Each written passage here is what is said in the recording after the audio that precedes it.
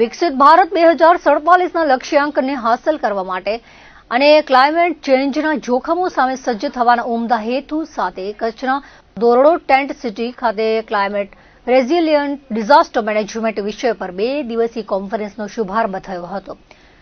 ધોરડો ખાતે 6 અને 7 ફેબ્રુઆરીના 2 દિવસીય કોન્ફરન્સનું આયોજન નેશનલ ડિઝાસ્ટર મેનેજમેન્ટ ઓથોરિટી અને national council four climate change, sustainable development and public leadership દ્વારા સંયુક્ત રીતે કરવામાં આવ્યું હતું. ખેતી અને દરિયાકાંઠાના આ વિસ્તારોમાં આજીવિકા સુરક્ષિત કરવા માટે ડિઝાસ્ટર મેનેજમેન્ટ અને તૈયારીઓ વિષય પર પ્રથમ સેશન યોજાયું હતું. આ સેશન દરમિયાન નેશનલ ડિઝાસ્ટર મેનેજમેન્ટ ઓથોરિટીના સભ્ય ડોક્ટર દિનેશ કુમાર અસવાલે મુખ્ય વક્તા તરીકે સંબોધન કર્યું હતું. તેમણે આગોતરા આયોજન અંગે ભાર મૂકીને નાગરિકોને આપદાઓનો સામનો કરવા તાલીમબદ્ધ બનવા જણાવ્યું હતું. તેઓએ આપદા સમયે ઇવાક્યુએશન કેપેસિટી, સંસાધનોની ઉપલબ્ધતા અને પૂર્વ તૈયારીઓ અંગે માહિતી આપી હતી અને એનડીએમએ, એનઆઈડીએમ, એનડીઆરએફ જેવી શ્રેષ્ઠ આપદા પ્રબંધનની સંસ્થાકીય કામગીરીને બિરદાવી હતી. ગુજરાત સહિત વિવિધ રાજ્યોમાં આપદા વચ્ચે ઝીરો કેઝ્યુલિટીના અભિગમને સાકાર કરીને કરાયેલી કામગીરીને તેઓએ પ્રશંસનીય ગણાવી હતી. કાર્યક્રમના પ્રથમ સત્ર દરમિયાન પ્રાસંગિક ઉદબોધન કરતા એનડીએમએના ડિરેક્ટર મૃણાલિની શ્રીવાસ્તવે વિકસિત ભારતના નિર્માણ માટે શ્રેષ્ઠ આપત્તિ વ્યવસ્થાપન પર ભાર મૂક્યો હતો. આ ઉપરાંત તેઓએ માળખાકીય સુવિધાઓના વિકાસમાં ડિઝાસ્ટર મેનેજમેન્ટને પ્રાથમિકતા આપીને આયોજન કરવા જણાવ્યું હતું. એનસીસીએસડીના ડોક્ટર કિરીટ શેલતે પ્રાસંગિક પ્રવચન કરતા જણાવ્યું હતું કે ભૂકંપની આપદાઓ બાદ કચ્છનો વિકાસ એ ડિઝાસ્ટર મેનેજમેન્ટની સાથે સાથે પુનઃનિર્માણની પ્રતિબદ્ધતાનું શ્રેષ્ઠ ઉદાહરણ છે. ડોક્ટર કિરીટ શેલતે ક્લાઇમેટ ચેન્જથી આપદાઓની સંખ્યામાં ઉત્તરોત્તર વધારો થઈ રહ્યો છે. આપદા વ્યવસ્થાપનની સાથે ટકાઉ વિકાસના મોડેલથી કેવી રીતે વિકસિત ભારત 2047નું નિર્માણ કરી શકાય એ બાબત પર ભાર મૂક્યો હતો.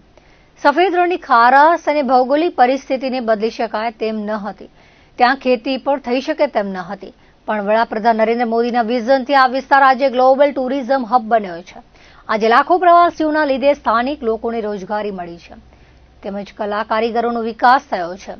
આ પ્રકારે જ ભૌગોલિક પડકારોને અવસરમાં પરિવર્તિત કરી આપદાનો સામનો કરવા, સ્થળાંતર અટકાવવા, આધુનિક ટેકનોલોજીના ઉપયોગથી આગોતરી જાણકારી નાગરિકો સુધી પહોંચાડવા વગેરે બાબતો પર ડોક્ટર શેલતે ભાર મૂક્યો હતો.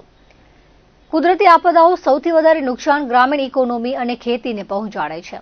અત્યાધુનિક ટેકનોલોજીની સાથે વિવિધ રાષ્ટ્રીય કક્ષાની સંસ્થાના સંકલનથી આપદાઓને પાર કરીને આત્મનિર્ભર ભારત, વિકસિત ભારત કેવી રીતે બનાવી શકાય તે બાબતે વિસ્તૃત જાણકારી તેઓએ આપી હતી. તેઓએ આપત્તિ વ્યવસ્થાપનને માત્ર પ્રતિભાવ પૂરતું સીમિત ન રાખીને તેને અટકાવવાની વ્યૂહરચના તૈયાર કરવા જણાવ્યું હતું. સરપંચ મિયા હુસેને ધોરડો ગામ વડાપ્રધાન નરેન્દ્ર મોદીના વિઝનથી કેવી રીતે સ્થાનિક કક્ષાએ રોજગારી મેળવીને પશુપાલન, પાણી, આરોગ્ય, ઉર્જા વગેરે ક્ષેત્રે આત્મનિર્ભર બન્યું છે તે બાબતનો પ્રતિભાવ આપ્યો હતો.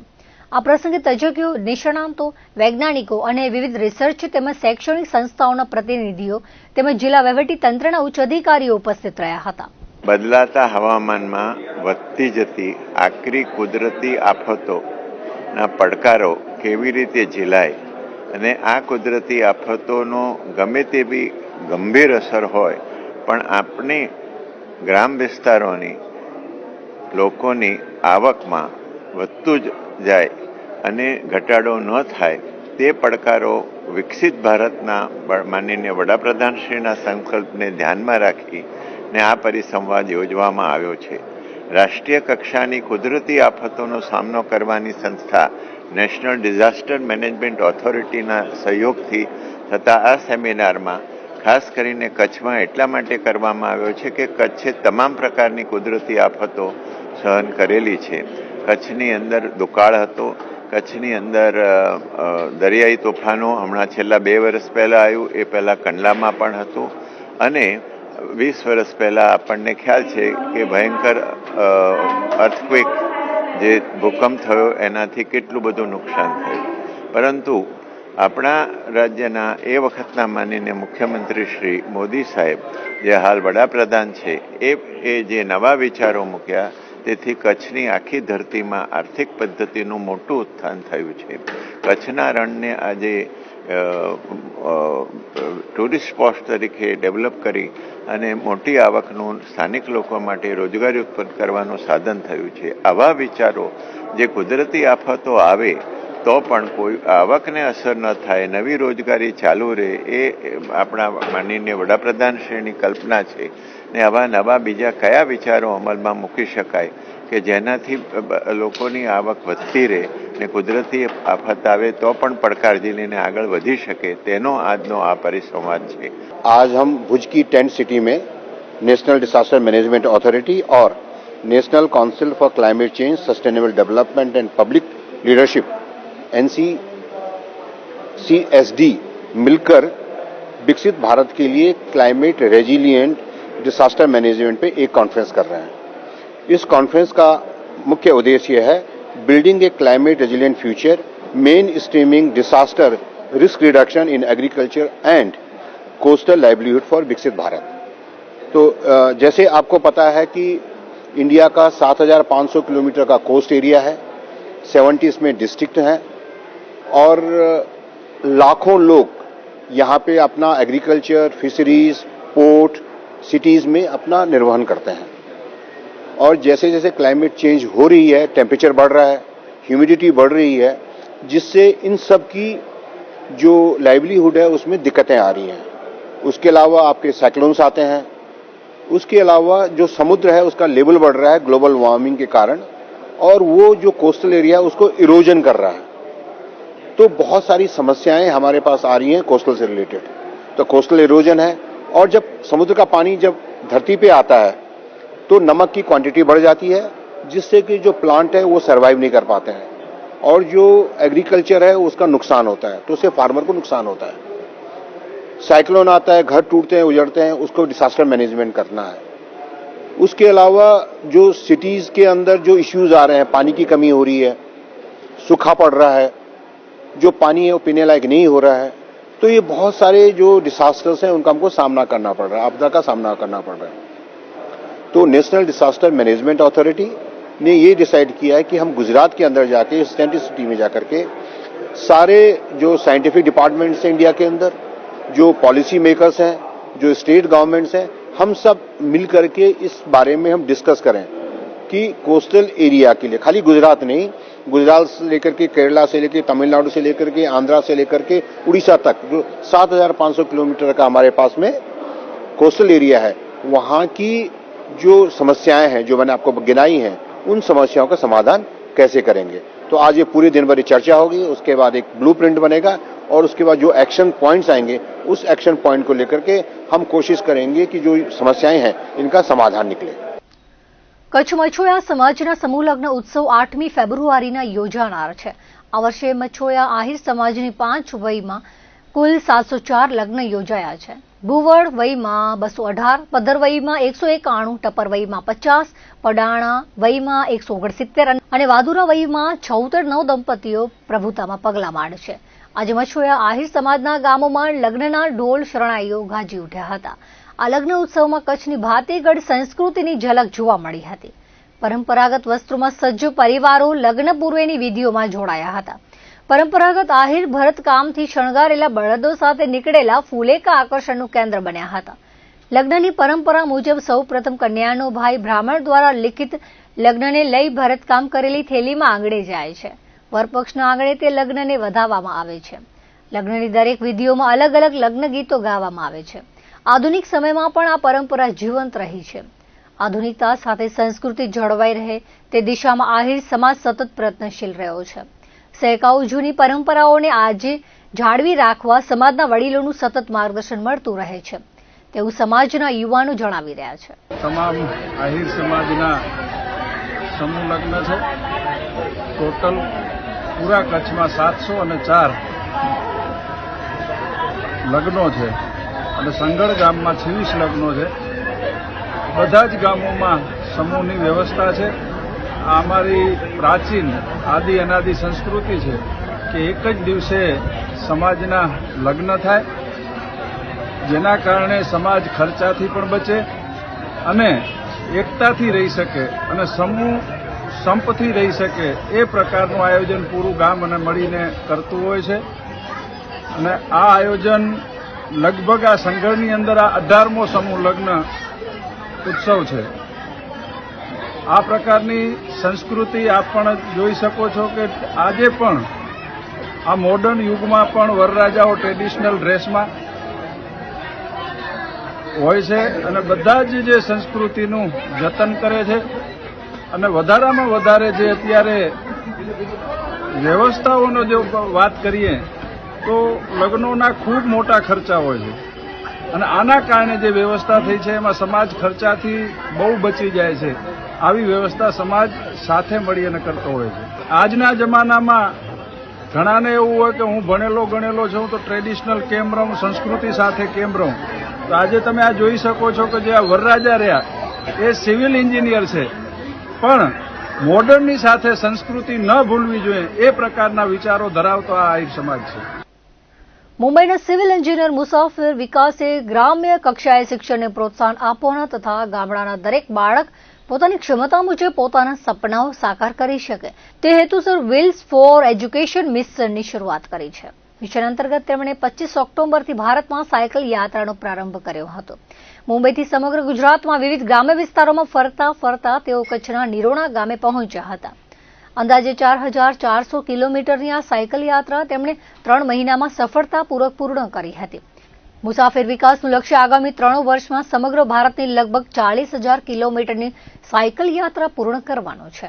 યાત્રા દરમિયાન તેઓ માત્ર ગ્રામ્ય શિક્ષણને પ્રોત્સાહન આપવાનું જ નહીં, પરંતુ ભારતીય સંસ્કૃતિ, ગ્રામ્ય જીવનશૈલી, પુરાતન સ્મારકો, વેશભૂષા, ભાષાઓ, લોકકલા તથા તહેવારોને નજીકથી સમજવાનો અને તેનો સંદેશ સમાજ સુધી પહોંચાડવાનો પ્રયાસ કરી રહ્યા છે. નિરોણાની સારસ્વતમ સંચાલિત પીએ હાઈસ્કૂલमध्ये તેમણે વિદ્યાર્થીઓ સાથે આત્મસંવાદ સાધ્યો હતો. વાર્તાલાપ અને પ્રશ્નોત્તરીના માધ્યમથી વિદ્યાર્થીઓને પોતાની અંદર રહેલી સુષુપ્ત શક્તિઓ ઓળખવા, આત્મવિશ્વાસ વિકસાવવા અને જીવનમાં સતત આગળ વધવા માટે પ્રેરણા આપી હતી. સાયકલ યાત્રા ઇકો ફ્રેન્ડલી હોવા ઉપરાંત પર્યાવરણ સંરક્ષણ અને સ્વાસ્થ્ય માટે અત્યંત લાભદાયી છે એવો સંદેશ તેમણે પોતાના આચરણ દ્વારા પાઠવ્યો હતો. આ પ્રસંગે શાળાના શિક્ષક અલ્પેશભાઈ જાની તેમજ પરિવાર દ્વારા ભારત પ્રવાસે નીકળેલા મુસાફિર વિકાસજીની પહેલને બિરદાવવામાં આવી હતી.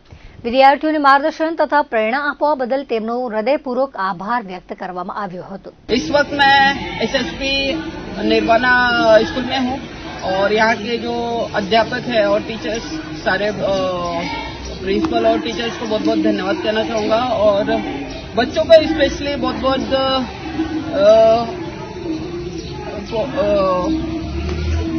बच्चों का जो फ्यूचर है आने वाले कल के लिए और उनका मार्गदर्शन करके बहुत अच्छा लग रहा है और उनकी जो समाज में जो पंच कला है और बहुत ही अच्छा लगा वो सब जानकर और मैं चाहता हूँ उनका फ्यूचर जो है वो उज्जवल हो और भविष्य में वो आगे बढ़े क्योंकि उनसे ही ये समाज बनता है और आने वाले कल का उज्जवल भारत की जो तस्वीर बनने वाली है वो इन्हीं से है. तो बहुत बहुत धन्यवाद. ધોરણ 10 અને 12ના વિદ્યાર્થીઓ ભયમુક્ત અને મક્કમ મને પરીક્ષા આપે તે હેતુથી અભિયાન ચલાવવામાં આવી રહ્યું છે. રાપર અને મુન્દ્રા બાદ માંડવી તાલુકાની 34 જેટલી માધ્યમિક અને ઉચ્ચતર માધ્યમિક શાળાઓમાં 17 જેટલી ટીમો બનાવી જિલ્લા શિક્ષણાધિકારી સંજય પરમારે 8 જેટલી શાળાઓમાં રૂબરૂ મુલાકાત લીધી હતી. દરમિયાન બોર્ડના વિદ્યાર્થીઓ સાથે પરીક્ષામાં સારું પરિણામ મેળવે તે હેતુથી સીધો સંવાદ સાધ્યો હતો. આચાર્યો અને શિક્ષકોને પણ વિદ્યાર્થીઓને સઘન તૈયારી કરાવવા સૂચન કર્યું હતું. સાથે વડાપ્રધાન નરેન્દ્ર મોદીના કાર્યક્રમ પરીક્ષા પે ચર્ચા સમગ્ર કચ્છ જિલ્લાના વિદ્યાર્થીઓ, શિક્ષકો અને વાલીઓએ રસપૂર્વક નિહાળ્યો હતો. કચ્છના મુખ્ય મથક ભુજમાં ખાણીપીણીના શોખીનો માટે એક નવું અને આકર્ષક સરનામું ઉમેરાયું છે. ભુજમાં પાટવાડી 4 રસ્તા અને ગુલફામ નર્સરી પાસે શહેરના પ્રથમ કહી શકાય તેવા ફાઇન ડાઇન નોનવેજ શાહી રેસ્ટોરન્ટનો ભવ્ય પ્રારંભ કરવામાં આવ્યો છે. આ રેસ્ટોરન્ટના સંચાલક ચાકી ઝૈનુદ્દીન અલી મોહમ્મદ દ્વારા જણાવવામાં આવ્યું હતું કે આ નવીન સાહસ તેમની દીકરી આયેશા દ્વારા શરૂ કરવામાં આવ્યું છે, જેનો મુખ્ય ઉદ્દેશ્ય લોકોને ઘર જેવો શુદ્ધ અને ગુણવત્તાયુક્ત સ્વાદ પીરસવાનો છે. આ રેસ્ટોરન્ટની મુખ્ય વિશેષતા એ છે કે અહીં પીરસવામાં આવતી તમામ નોનવેજ વાનગીઓમાં કોઈ પણ પ્રકારના હાનિકારક કેમિકલ કે આર્ટિફિશિયલ કલરનો ઉપયોગ કરવામાં આવતો નથી. સામાન્ય રીતે બહારના ખોરાકમાં રંગ અને સ્વાદ લાવવા માટે વપરાતા કેમિકલ સ્વાસ્થ્ય માટે જોખમી હોય છે, પરંતુ આ રેસ્ટોરન્ટમાં સ્વાસ્થ્યપ્રદ અને પ્રામાણિક પદ્ધતિથી તૈયાર કરેલી વાનગીઓ ગ્રાહકોને પીરસવામાં આવશે. ભુજમાં ત્યાર સુધી ફાઇન ડાઇનિંગ અનુભવ સાથેના નોનવેજ રેસ્ટોરન્ટનો અભાવ હતો, જે હવે આ નવી સુવિધા સાથે પૂર્ણ થયો છે. શહેરના ગૌરવ શાહી રેસ્ટોરન્ટ આગામી સમયમાં સ્વાદ પ્રેમીઓ માટે ઉત્તમ પસંદગી સાબિત થશે તેવી આશા વ્યક્ત કરવામાં આવી છે. આજે આપણે ભુજ મધ્યે પાટડી 4 રસ્તા અને ગુફા મસ્જિદ પાસે એક ભુજમાં પ્રથમ એવી કહી શકાય ફાઇન ડાઇન નોનવેજ રેસ્ટોરન્ટનું ઓપનિંગ થઈ છે, જે મારી દીકરી આયશા દ્વારા કરવામાં આવ્યું છે. તેમાં આપણે નોનવેજ રેસ્ટોરન્ટમાં ઓથેન્ટિક નોનવેજ ડિશિસ તમને પ્રોવાઈડ કરવામાં આવશે અને તેમજ અહીંયા આપણે તમને છે એ કોઈ પણ કેમિકલ અને કલર વગરનું જે સ્વાદિષ્ટ ભોજન છે વાનગીઓ છે ખાવા મળશે. ભુજ શહેરના હૃદય સમાન ભુજ હાટ ખાતે કમિશનર ગ્રામ ઉદ્યોગ અને ઇન્ડેક્સના સંયુક્ત ઉપક્રમે મહાશિવરાત્રી પર્વ અંતર્ગત ભવ્ય હસ્તકલા હાટનું આયોજન કરવામાં આવ્યું છે. ભુજ હાટના ઇન્ચાર્જ નઝીર રાયમાએ જણાવ્યું હતું કે આ પ્રદર્શનમાં કચ્છ અને ગુજરાતના વિવિધ વિસ્તારોમાંથી 25 જેટલા કારીગરો અને આર્ટિસ્ટનો પોતાના હસ્તકલાના અનોખા નમૂનાઓ સાથે સહભાગી થયા છે. આગામી 15મી ફેબ્રુઆરી સુધી ચાલનારા મેળાનો મુખ્ય ઉદ્દેશ્ય સ્થાનિક કલાકારોને પ્રોત્સાહન આપવા સાથે વડાપ્રધાન નરેન્દ્ર મોદીના હર ઘર સ્વદેશી અને આત્મનિર્ભર ભારતના સંકલ્પને સાકાર કરવાનો છે. આ પ્રદર્શનમાં મુલાકાતીઓ માટે મડવર્ક, હેન્ડલૂમ પર્સ, આર્ટિસ્ટિક જ્વેલરી અને વિવિધ પ્રકારની સાડીઓ સહિતની અનેક ચીજવસ્તુઓ આકર્ષણનું કેન્દ્ર બની છે. અહીં માધાપરથી આવેલા એકતા મહિલા માર્ટ જેવા સ્વસહાય જૂથો પણ પોતાની સ્વનિર્મિત વસ્તુઓનું પ્રદર્શન કરી રહ્યા છે. એકતા મહિલા માર્ટના વૈશાલી ખત્રીએ ઊભી કરાયેલ સુવિધાઓ અંગે સંતોષ વ્યક્ત કર્યો હતો. આયોજકો અને કલાકારો દ્વારા ભુજ અને કચ્છના નગરજનોને અપીલ કરવામાં આવી છે કે તેઓ વિદેશી કંપનીઓની ઓનલાઈન ખરીદીના બદલે સ્થાનિક કારીગરોની મહેનતને બિરદાવે અને સાંસ્કૃતિક વારસાને જીવંત રાખવામાં સહયોગ આપે.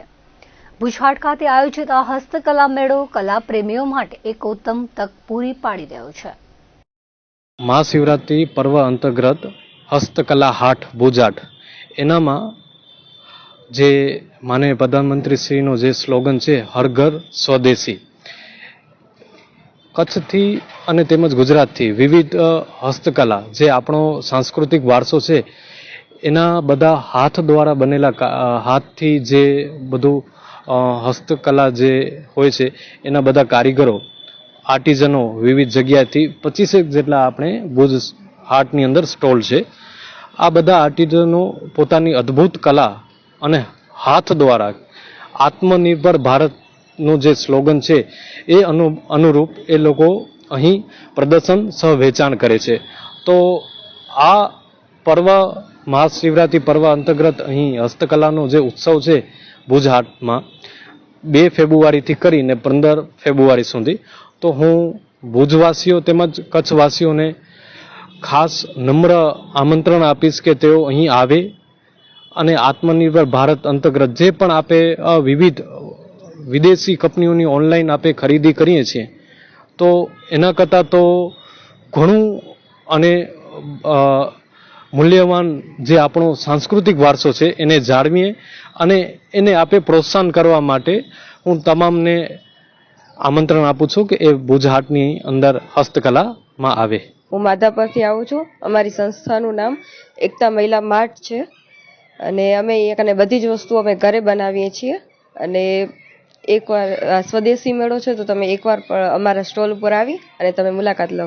વસ્તુઓમાં મડવર્ક છે, પછી પર્સ છે, હેન્ડવર્ક જ્વેલરી છે, પછી ઘણી બધી સાડી ને એવું બધું છે, તો તમે આવીને અમારી મુલાકાત લઈ શકો છો. ખાસ કરીને જે તમે ઓનલાઈન લ્યો છો એના કરતાં એકવાર તમે અહીંયા સ્ટોલ પર આવી અને મુલાકાત લઈને તમે એકવાર પરચેસ કરી શકો છો.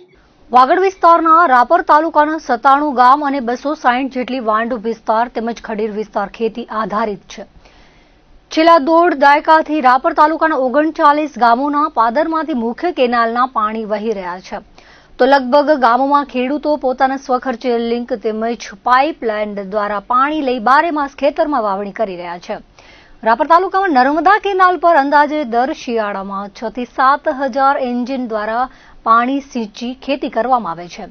શિયાળા, ઉનાળા અને ચોમાસાની સિઝન પ્રમાણે ખેડૂતો ઉપજ લઈ રહ્યા છે.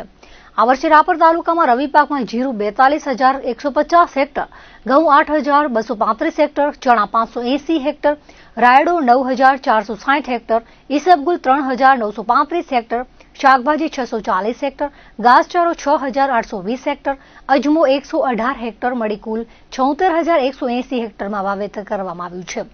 રાપર તાલુકામાં 7.5 અબજથી વધુની ઉપજ માત્ર જીરું કરશે તો અન્ય ઉત્પાદન પણ 2.5 થી 3 અબજની થશે તેવું જાણકારો જણાવી રહ્યા છે. ખેતી આધારિત રાપર તાલુકામાં નર્મદાના નીર થકી અનેક ધંધા રોજગાર વધી રહ્યા છે. ખરા અર્થમાં વાગડ સૌથી આગળ વધી રહ્યું છે.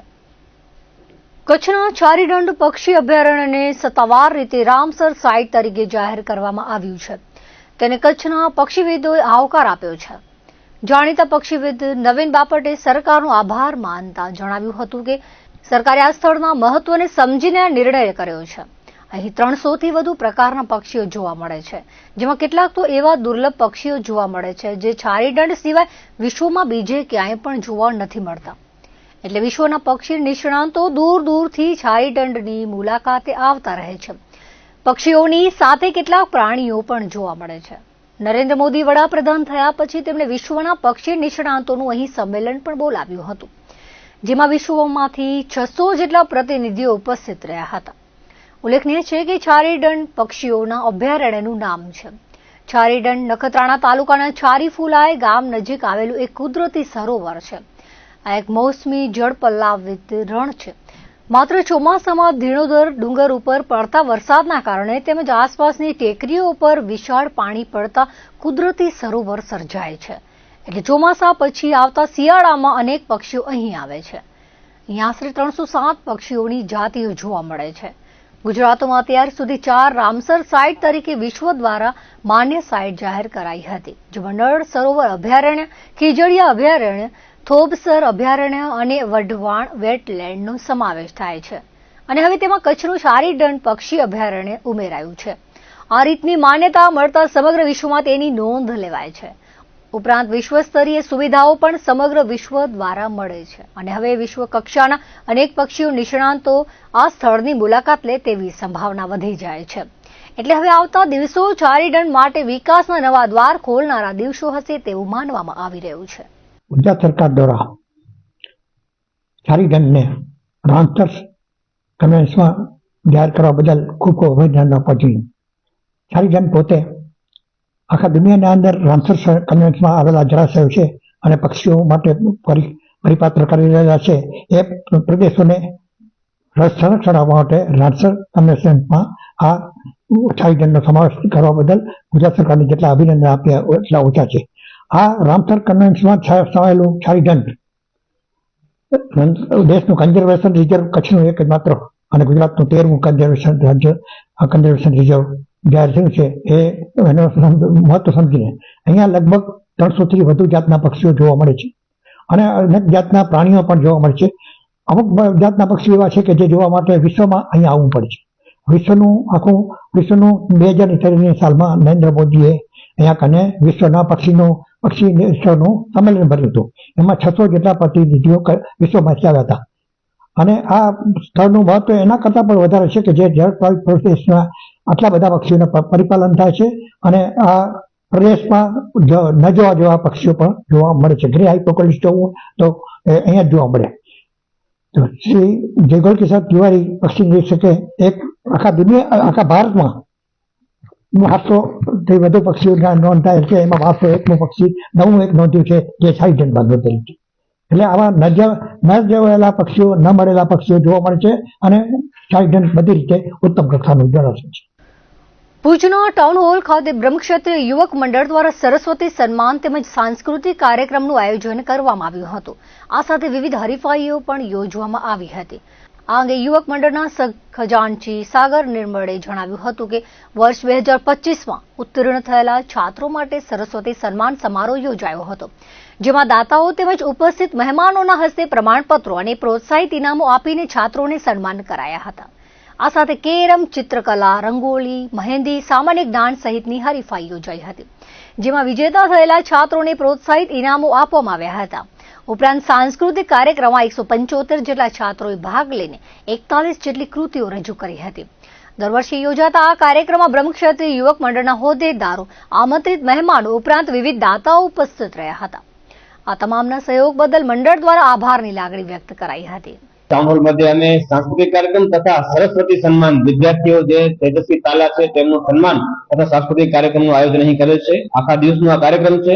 વર્ષ 2024-25 દરમિયાન જે પણ વિદ્યાર્થી સારા ક્રમાંકે ઉત્તીર્ણ થયા છે તેમનું અહીં સન્માન કરવામાં આવેલ છે. તેમજ દર વર્ષે શ્રી ભુજ ગુણક્ષેત્ર યુવક મંડળ દ્વારા અમારા દ્વારા વિવિધ હરીફાઈઓ જેવી રીતે કે કેરમ, ચિત્રકળા, રંગોળી, મહેંદી, સામાન્ય જ્ઞાન વિવિધ હરીફાઈઓ બાળ, કિશોર અને યુવક એમ 3 વિભાગે અમે હરીફાઈ યોજી છે અને એ દરેક હરીફાઈના ઇનામ અમે આજ રોજ અહીં સાંસ્કૃતિક કાર્યક્રમ અને સરસ્વતી સન્માન દ્વારા યોજી અને એમને આપણે પુરસ્કાર આપી અને પ્રોત્સાહિત કરીએ છીએ.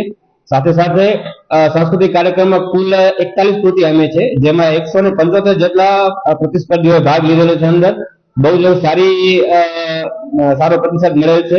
દર વર્ષે આપણે અહીં આ આયોજન કરતા હોઈએ છીએ ટાઉન હોલની અંદર જ.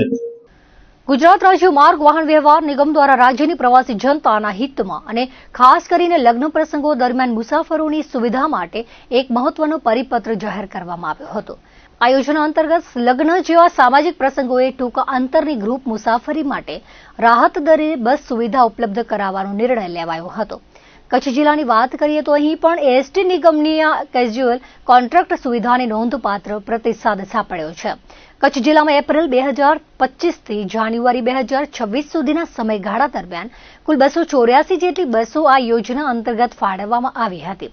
આટલી મોટી સંખ્યામાં થયેલા આ બુકિંગને કારણે એસટી નિગમને કુલ 89,51,863 રૂપિયા જેવી માતબર આવક થઈ હતી. આંકડાઓ સાબિત કરે છે કે કચ્છવાસીઓ ખાનગી વાહનોના જોખમને બદલે એસટીની સુરક્ષિત મુસાફરી પર વધુ ભરોસો મૂકી રહી છે. ઉલ્લેખનીય છે કે સામાન્ય રીતે લગ્ન પ્રસંગોમાં લોકો ખર્ચ બચાવવા માટે ગેરકાયદેસર કોમર્શિયલ વાહનો અથવા ખાનગી વાહનોમાં ક્ષમતા કરતાં વધુ મુસાફરો ભરીને જોખમી મુસાફરી કરતા હોય છે, જેને ટાળવા અને લોકોને સુલભ તેમજ સુરક્ષિત પરિવહન પૂરું પાડવા નિગમે આ આયોજન કર્યું છે. વર્ષ 2018માં શરૂ કરાયેલી મિની અને સુપર એક્સપ્રેસ પ્રકારની બસોની ટૂંકા અંતરની ગ્રુપ બુકિંગ યોજનામાં નિગમના સંચાલક મંડળ દ્વારા કેટલાક આંશિક સુધારા સાથે નવીનતમ દરો ગત વર્ષે અમલમાં મૂકવામાં આવ્યા હતા. કચ્છ એસટી વિભાગના જણાવ્યા અનુસાર નવા સુધારા મુજબ મિની બસો માટે 20 કિલોમીટરથી લઈને 60 કિલોમીટર સુધીના વિવિધ સ્લેબ નક્કી કરવામાં આવ્યા છે, જેમાં એક તરફી અને બંને તરફની મુસાફરી માટે કિલોમીટર દીઠ રાહત દરે ભાડું નક્કી કરાયું છે. આવી જ રીતે સુપર એક્સપ્રેસ બસો માટે પણ અલગથી ભાડાના દર જાહેર કરવામાં આવ્યા છે.